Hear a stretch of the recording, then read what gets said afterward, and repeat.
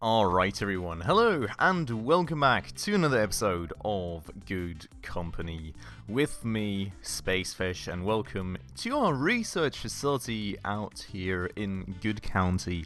Now more than 2 million bucks in the bank. Still a very nice and consistent profit and absolutely insane research progress. As you all may remember, in the last episode, we finally got our first bits of automation underway, which is indeed very awesome actually, because we managed to save some money through letting go of some employees, but at the same time we're also producing way more simple circuits and circuit boards than ever before. And with this nice and awesome machinery, are hopefully going to be able to supplement our production even more in this episode and the ones to come. So very much looking forward to that. Also, my inventory is absolutely spammed with things for me to research.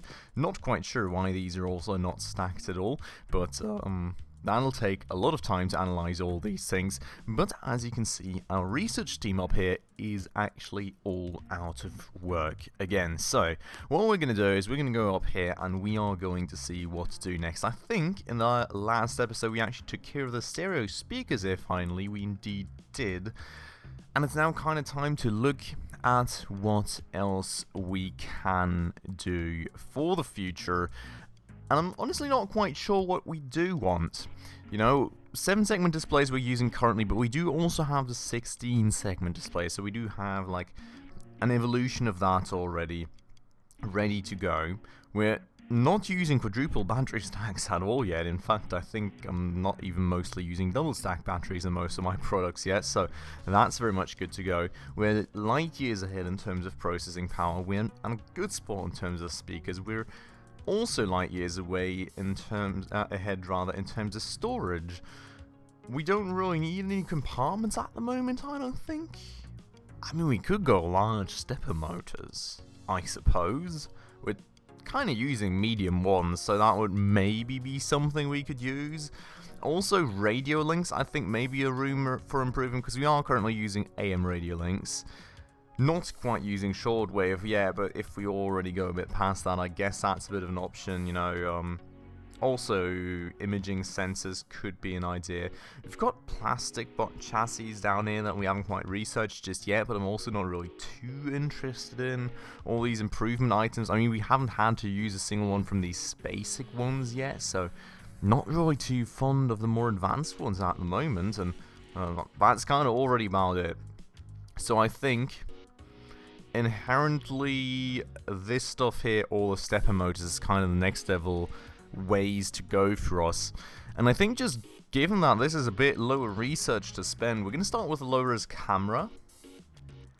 And I don't know, maybe we should have a quick look at market phases here, because of course we're using medium stepper motors out here with a camera drone.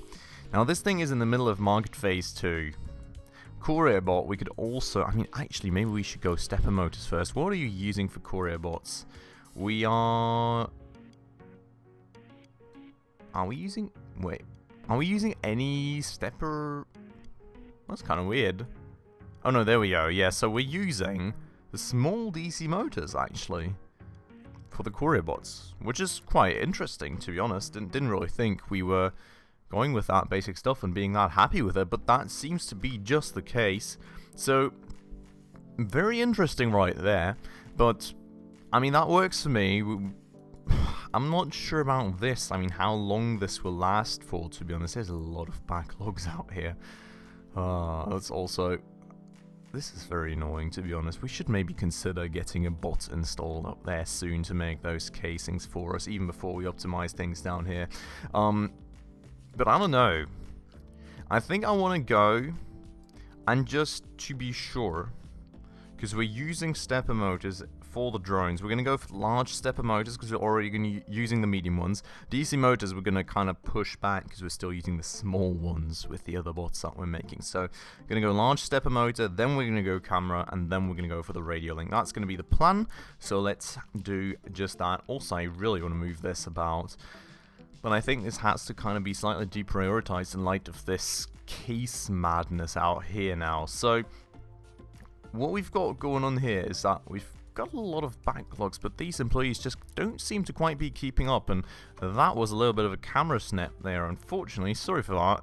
I don't know, for some reason the cases are by far the biggest bottleneck, which doesn't really make much of any sense to me, because I'm pretty sure that like brightness sensors and register arrays have like the same assembly times, basically.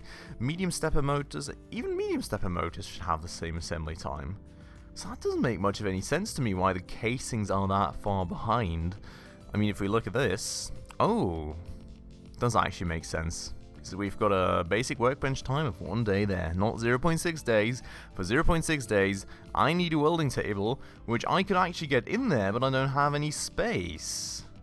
That is actually rather interesting. I mean, the alternative being, of course, that we just pick up one of these modern case machines, which can't actually make bot chassis. They can just make simple cases. Not simple cases, but like cases. No bot chassis stuff, just cases, which is interesting.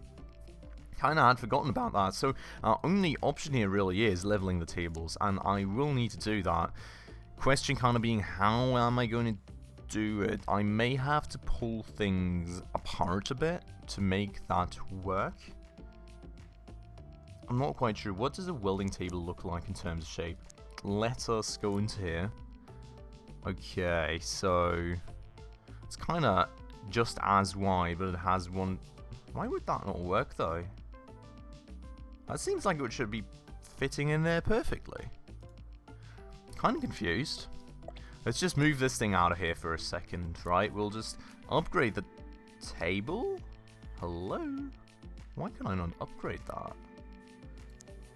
If I move this thing out of the way, can I then upgrade it? No. Oh, is it protruding towards the back or something? Is that the issue here?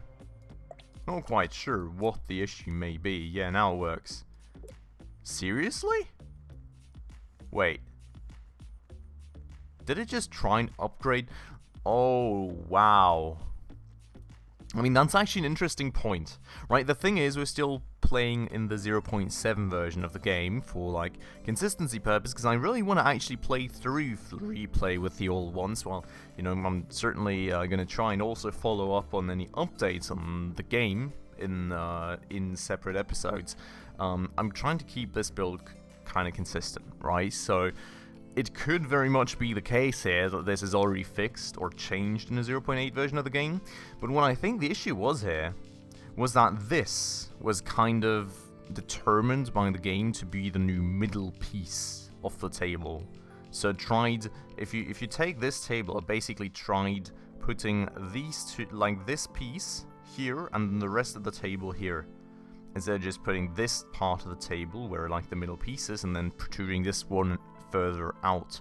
So a bit weird right there, but nothing we can deal with. I mean, in theory, yeah, I mean, it's going to be a bit hard in terms of actually lining things here, because this is of course going to slightly somewhat no, it's actually not going to block space unless we put the shelf in front of there, which we will have to. So no, it's not going to block space. It is going to. Yeah, okay. I mean, that's of course a bit unfortunate here. Kind of gonna have to see if we can maybe align this somehow differently. No, not really, can we? Huh. I mean, that's of course a bit unfortunate, right? Because if we pick out this small shelving rack here and we put it here, that of course blocks off all access to this area, which we can't really have that.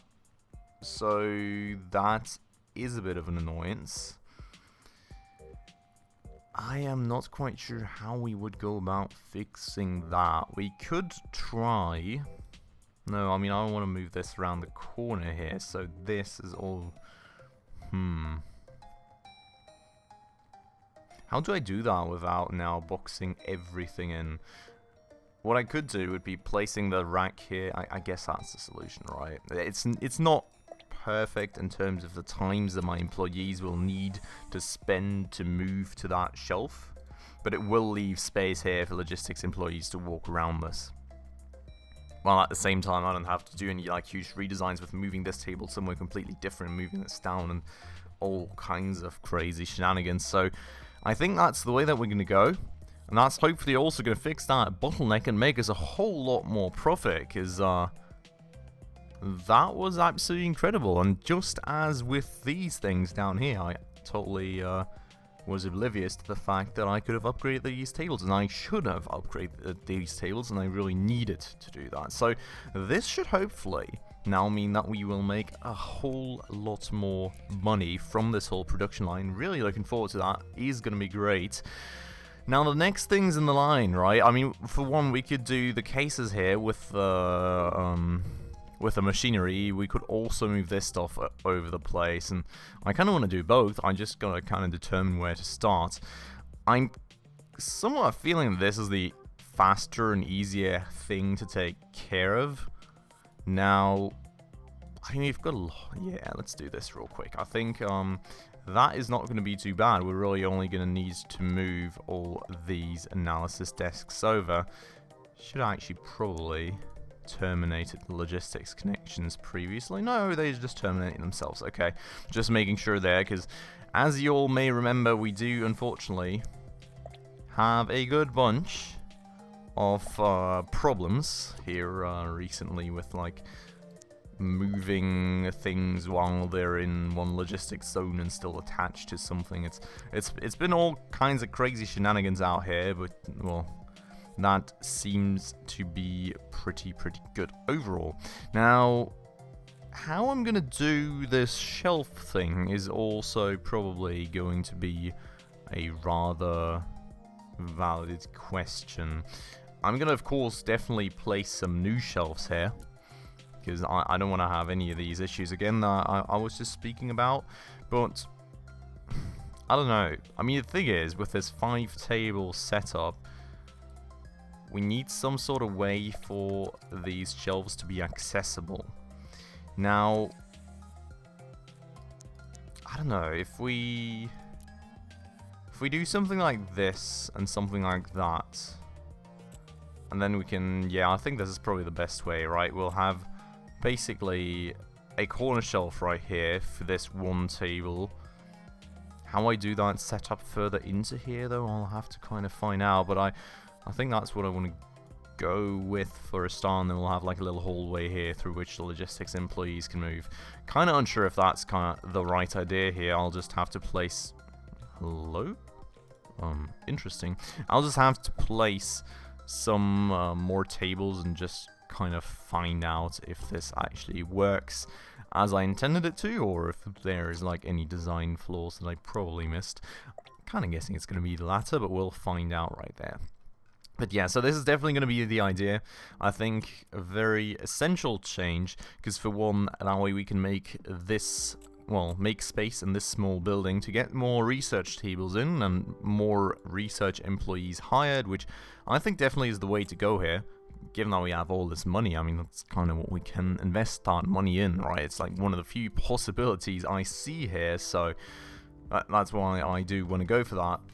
And we can also get rid of this part of this courier route, which we certainly don't really need, and just keep all this like building parts and analyzing them within one building, where we also kind of have a bit more space and we can make like a bigger, more purpose-oriented research setup. So, idea then being, we do of course need one more analysis desk right here just to make the picture kind of complete, and we'll be grabbing a few more shelving racks, one for here and one for there. Now this thing here is kind of going to be the question, because of course we want to keep this shelving rack here accessible, and we do have the space for another row of analysis desks easily. So I cannot be placing a corner shelf right here, because that will block it off. I can also not be placing it here. Could I? Yeah, no.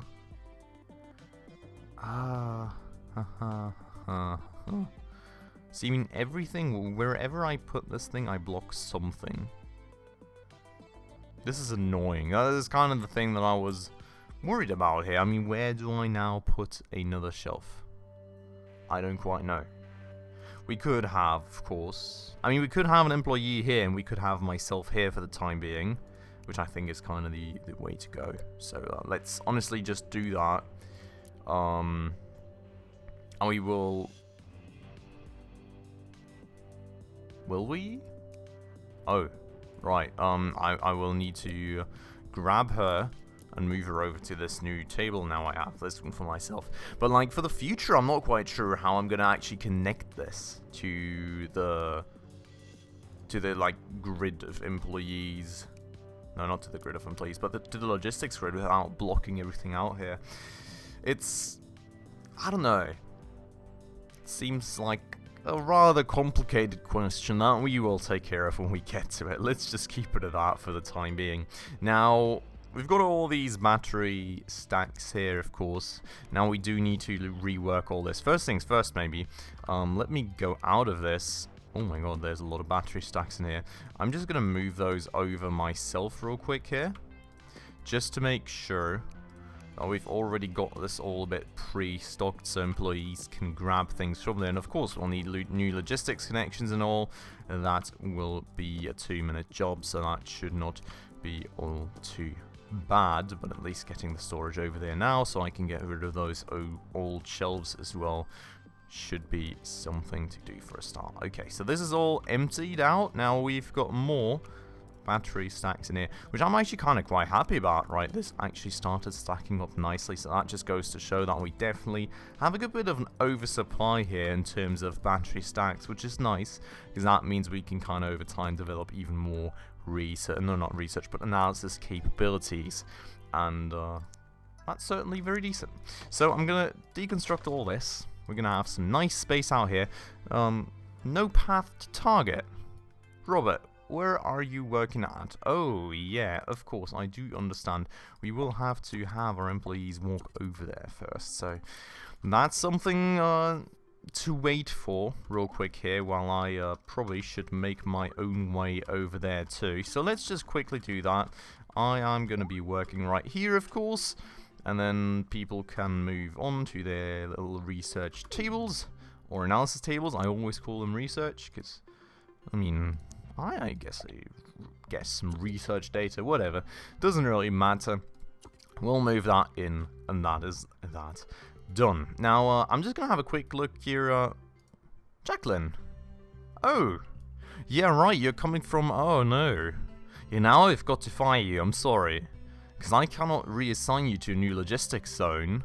No, I guess I don't have to fire you. You can work in research now instead. You're promoted to lead scientist of Spacefish Limited. Or something along those lines. Be happy, rejoice. Instead of getting fired, you got job swapped. So, that's that then.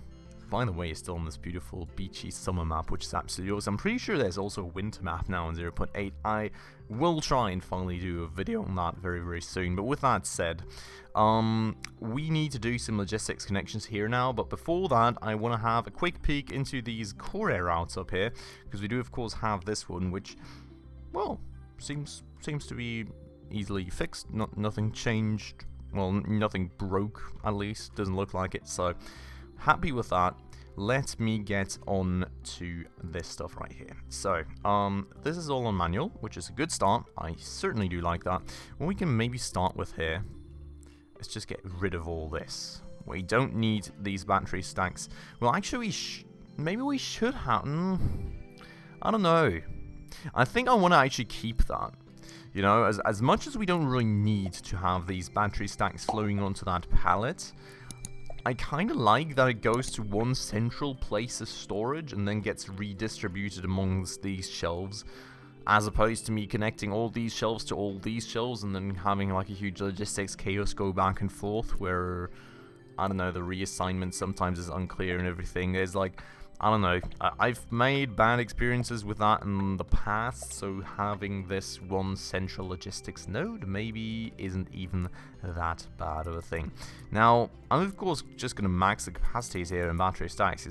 That is literally the only thing that we are going to be storing in here, so we will just be using all the space we got for that. And then I gotta make sure that we've got battery stacks cycle there for research, and well, yes, thank you. Kind of weird, by the way. Oh no, it does work. Maybe I pulled an analysis desk onto an analysis desk. I'm not quite sure. Oh, no, this doesn't work. Is this, do I not have battery stacks? No, I've got battery stacks set up for research. Why can I not connect it? The source or destination do not contain enough unreserved inventory slots for the new reservations that will be created. Aha. That's because I've got single cell batteries available in there. Okay, so this auto assignment thing without just like pulling especially the battery stack out only seems to work when you only have the battery stack selected in the analysis desk. I think that's the root cause of that issue there, so very interesting to say the least. But that's all assigned, all workers employed, everybody should be working away. I gotta actually get my character to start working away now, so we are gonna do that. Just gonna grab all these 103 registered banks and work for the next 118.45 days straight. Have fun, Spacefish tune. You're not he's like taking prisoner up there. Poor dude. But with that said, now a nice boost in research, and also a nice boost in profit as I hopefully just upped the camera drone sales by a good bunch. Yeah, I mean that average certainly increased right here, so very, very nice right there. 47k calculators, absolutely dumpstered now. I really don't get these, like, these fluctuations sometimes really surprise me. I mean, even, yeah, I mean, this is probably just that it isn't that well averaged, but, you know, I like this kind of consistency right here, even though that may actually be bad, because this could be meaning that I'm stacking up extra units right here that I cannot sell every single week, which would be quite the worrying sign. We've got 3 here, we've got 7, and we've got 9. We have got another 3 right here, another 4 right here, another 5 right here. Oh god. So we're at 14. We're at 14 right there already. We're at 15, we're at 16. We are... oh... yeah, we're at 17, 18. I think we've got a bit of an issue here that we are producing a bit more than we actually have created demand for. So we probably want to go to our courier bots and up the demand to actually 17 a week. Oh, this bug again. No, wait, stop. Pause the game before it gets sold for way too little money. There's a percentage jump. Okay, so 17 a week. There we go. That should be hitting the target a bit better, I hope. So, yeah, that should be fixed. Nice and easy, a little bit of a profit increase right there, hopefully. And before we move on to any machinery, I want to actually finish off this research stuff. So we will grab some more research desks, and I think I'm just going to go for like 1 extra row for the time being. We're just going to go and grab another 3 employees. Those can get themselves over there and help us nicely with achieving our most recent research targets. And you know, this way we can just totally use this whole huge room once more for even more research tables, have another setup like right here. And I mean, honestly, with that amount of employees, we can probably be happy with our research speed for all eternity. I mean, we're still at 52k in profit, 2.1 million. I can never hire enough research employees here to actually go into the negative, I think. But you know, at least we're using things a little faster, we're analyzing a little faster, and we're scaling it up ever more. So that's nice, that's great. I am pretty happy with that. Now, you are all out of programmable circuits. How did this happen? We have got a whole 2 programmable circuits up there. How did that happen? Why is everything so crazy stacked except for programmable circuits? Interesting. Let's try and find the root cause right here. We have got the electronics workbench assembling these at 0.6 a day. So that is kind of the same frequency as everything else. Why that would be short, I've got no clue. That is short because we're short on circuit boards. Why are we short on circuit boards? Is there a missing logistics connection or something? We are receiving circuit boards from 2 different setups, which should be producing a whole lot of these. This is actually, wow, that's kind of bottlenecking my production down there, which is crazy. I mean, what I can do short term here, and what I am going to do short term here, is I'm just going to go here and, you know, just grab like these 20, and I'm going to grab those 50, and those machines are going to keep printing away like mad, and I'm just going to fill up the stack basically and put the rest in there. So, you know, that's going to fix that bottleneck for a minute. But I think we're going to need a pick and place machine right there just to kind of actually produce all the circuit boards we need in one go. I mean, we've got 2 tables here, we've got 1 table there. I think that's everything that I can see. And maybe we're going to do this first in terms of automation. I was kind of thinking that maybe we start here with cases or something, but maybe we put a pick and place machine here for circuit boards, and then maybe even simple circuits and logic boards. I'm not sure, what are we making here? Logic circuits? No, what's that then? Programmable circuit. But I think they can make all these, can't they? Yep, I can basically replace this whole section and this and that with pick and place machines, which I think is quite the realistic thing to do. I mean, that's saving myself 9 employees, probably even lowering the amount of logistics necessary because everything works through conveyors,